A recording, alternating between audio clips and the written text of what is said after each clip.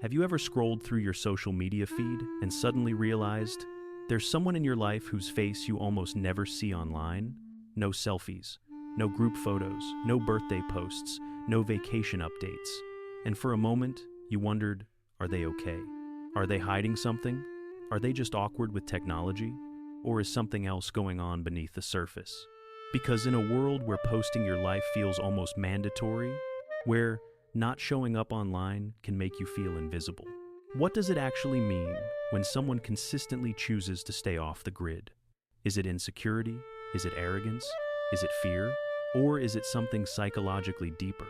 A specific pattern that reveals more about emotional intelligence, self-worth, and inner security than most people realize? What you're about to learn might completely change how you see digital silence.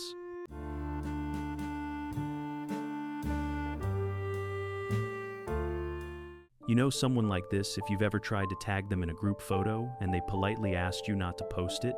If you've ever noticed their profile picture is from 3 years ago, or maybe it's just a landscape, a pet, or nothing at all. You know this person if they show up to events, laugh, connect, enjoy themselves, but the next day, when everyone else is posting highlights, they're nowhere to be found. They're not absent from life, just absent from the performance of life. Or maybe you are that person. Maybe you felt the quiet pressure every time someone takes a photo and immediately says, "I'm posting this." Maybe you've been called boring, antisocial, or mysterious just because you don't document every moment. Maybe you've been asked, "Why don't you ever post anything?" and didn't know how to explain that it just doesn't feel necessary. Maybe you've watched friends curate their entire identity online and felt exhausted by the thought of doing the same. And maybe, deep down, you've wondered if there's something wrong with you for not wanting to participate. There isn't. But there is a psychology behind this pattern, and understanding it reveals something profound about confidence, identity, and what it really means to feel secure in yourself. Psychologists call people who rarely post about themselves online digitally selective individuals with high privacy orientation and low self-disclosure tendencies in digital spaces. But those clinical terms don't capture the emotional reality. Because choosing not to post isn't about technology, it's about identity. It's about where someone derives their sense of worth, validation, and belonging. And in a culture that equates visibility with value, where not being seen online can feel like not being seen at all, the decision to stay private becomes an act of emotional independence. Here's what most people misunderstand. People who don't post their photos aren't necessarily insecure. In fact, research suggests the opposite. They often have a more stable sense of self-worth, one that doesn't require external validation to maintain. They're not hiding from the world. They're protecting their inner world from the noise of constant performance. This is Unfelt, where we explore the psychology of behaviors you've noticed but never fully understood. So, let's go deeper. Let's understand what's really happening in the minds of people who choose digital invisibility. The 5 psychological patterns that drive this behavior. What it reveals about confidence, identity, and emotional security, and whether this pattern is actually healthier than constant posting, or just a different kind of avoidance. Not everyone who avoids posting does it for the same reason. There are actually 5 distinct psychological patterns behind digital invisibility. Profile 1. The internally validated. These are people whose sense of worth comes from internal sources, not external approval. Psychologists call this having an internal locus of evaluation. They judge themselves by their own standards, not by how many likes they get. They don't need to broadcast their life because their satisfaction comes from living it, not proving it. When something good happens, they feel it fully without needing witnesses. When they accomplish something, they don't need public celebration to make it real. Their happiness is self-sustaining, and that's a rare form of emotional security in a world built on external validation.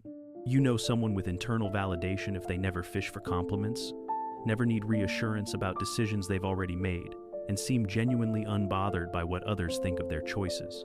Profile 2. The privacy protector. These individuals have what researchers call high privacy orientation, a deep psychological need to control what others know about them. It's not paranoia, it's boundary setting. They understand that once something is online, they lose control over how it's perceived, shared, or used. So they choose to keep their life offline where they have agency. They don't want their moments commodified. They don't want their image analyzed, compared, or judged by strangers. They value the sanctity of private experiences, moments that exist only for the people who were actually there. These are the people who carefully consider what information they share in any context, not just online, but in conversations, at work, even with acquaintances. They've learned that privacy is a form of power, and they're not willing to give that power away for likes. Profile 3. The social comparison avoided. Social media runs on social comparison theory, the psychological tendency to measure our worth against others, and some people recognize this trap and actively avoid it. They've noticed how scrolling makes them feel inadequate. They've felt the quiet sting of seeing someone else's highlight reel and questioning their own life. So they step back not because they're insecure, but because they're protecting their mental health. They understand that comparison is the thief of joy. And by not posting, they're also not competing. They've made a conscious decision that their well-being matters more than their visibility. These people often report feeling significantly happier after reducing their social media consumption, not because they're avoiding reality, but because they're choosing to live in their reality instead of everyone else's curated version. Profile 4. The authentic connection seeker. These are people who find social media interactions shallow and unsatisfying. They crave depth, not breadth. They'd rather have one meaningful conversation than 100 superficial comments. They don't post photos because photos don't communicate what they actually want to share, which is real emotional connection, nuanced conversation, and authentic presence. They find the performance of social media exhausting. They prefer to invest their energy into relationships that exist in 3 dimensions, not just 2. When they have good news, they call the people who matter. When they're struggling, they reach out directly instead of posting cryptic status updates. They've realized that true intimacy can't be built through public broadcasting. Profile 5. The quietly confident. These individuals have what psychologists call secure self-esteem, a stable sense of self-worth that doesn't fluctuate based on external feedback. They don't post selfies to prove they're attractive. They don't post achievements to prove they're successful. They don't post social gatherings to prove they're loved. They already know these things about themselves, and because they know deeply, internally, unshakably, they don't need anyone else to confirm it. Their confidence is quiet because it doesn't need to announce itself. You can recognize this type because they're the ones who seem completely comfortable in their own skin, who don't constantly check their phone for validation, and who genuinely celebrate others' success without feeling threatened by it. Which profile resonates most with you or describes someone you know? Drop a number in the comments, 1 through 5. Let's see which pattern is most common. Now, let's talk about what the science actually says. Because there's been significant research on the relationship between social media behavior and psychological well-being, a 2019 study published in the Journal of Social and Clinical Psychology found that people who reduced their social media use to just 30 minutes per day showed significant decreases in loneliness and depression after just 3 weeks. Not because social media itself is inherently bad, but because constant exposure to curated versions of other people's lives triggers social comparison and feelings of inadequacy. People who don't post frequently are often unconsciously protecting themselves from this cycle. Then there's research on self-concept clarity, how clearly and confidently someone understands who they are. A study from the University of Toronto showed that people with high self-concept clarity are significantly less likely to post frequently on social media. Why? Because they don't need external feedback to help them figure out their identity. They already know who they are. They're not using social media as a mirror, they're using their own internal sense of self.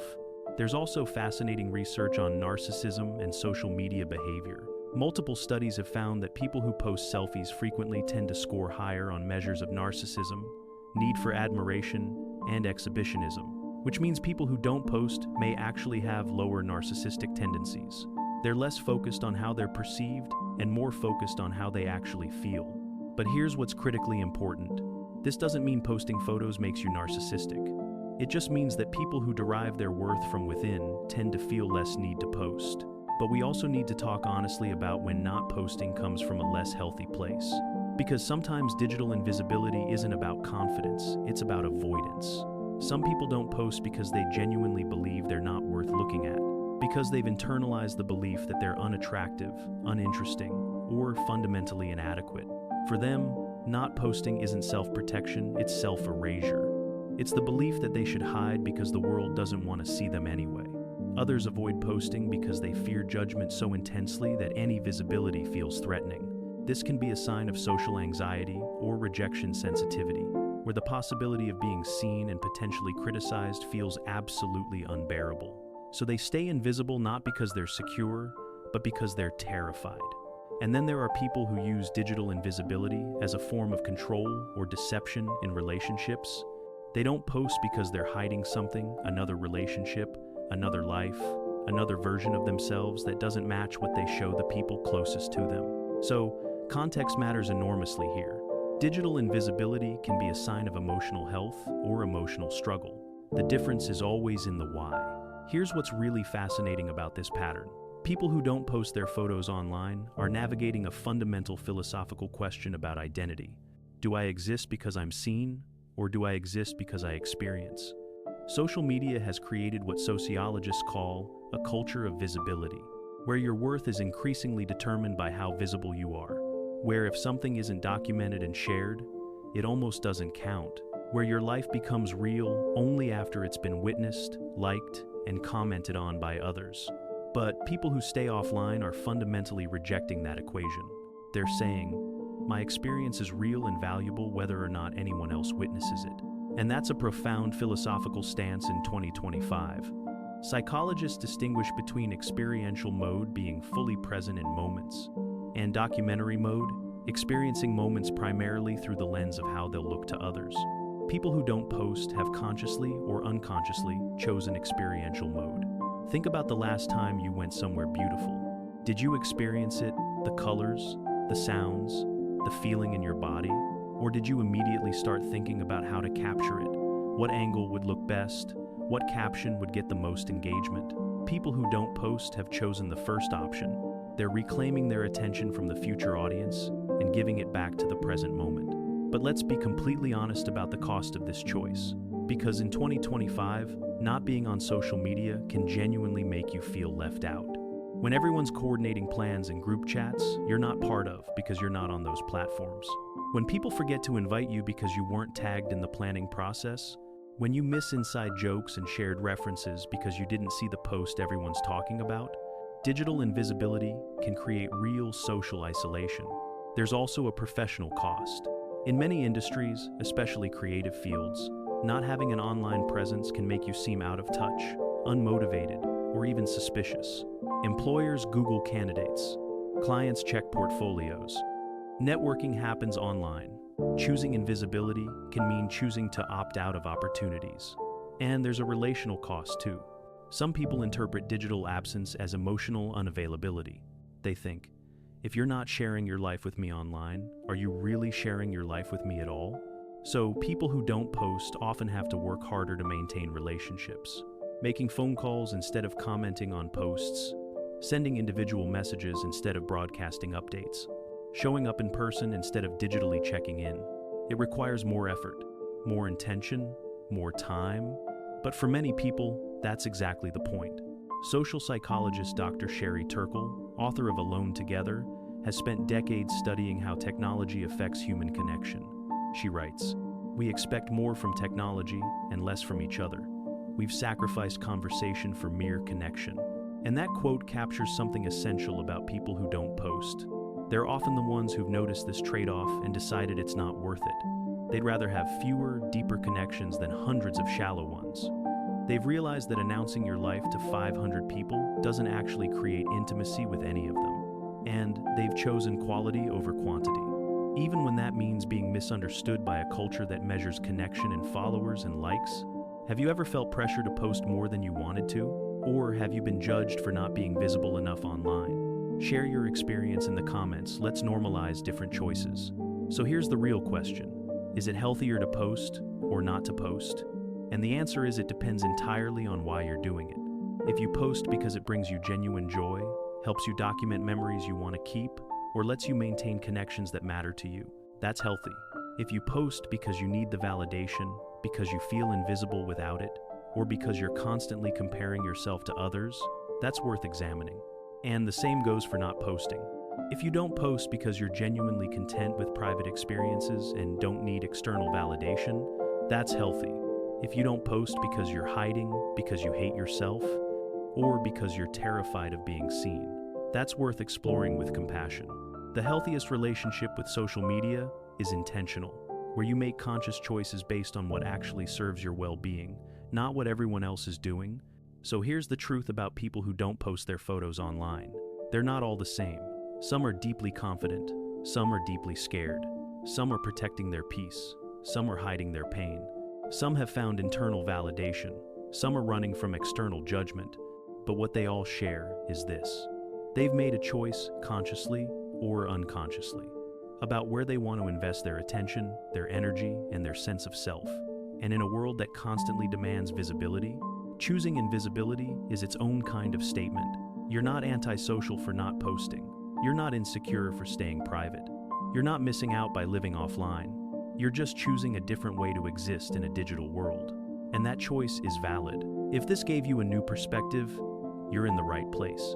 This is Unfelt, where we explore the psychology of behaviors you've noticed but never fully understood. Subscribe for more content like this. And drop a comment. Are you someone who posts a lot or someone who stays invisible? Why? I'm curious. Until next time, exist however feels right to you.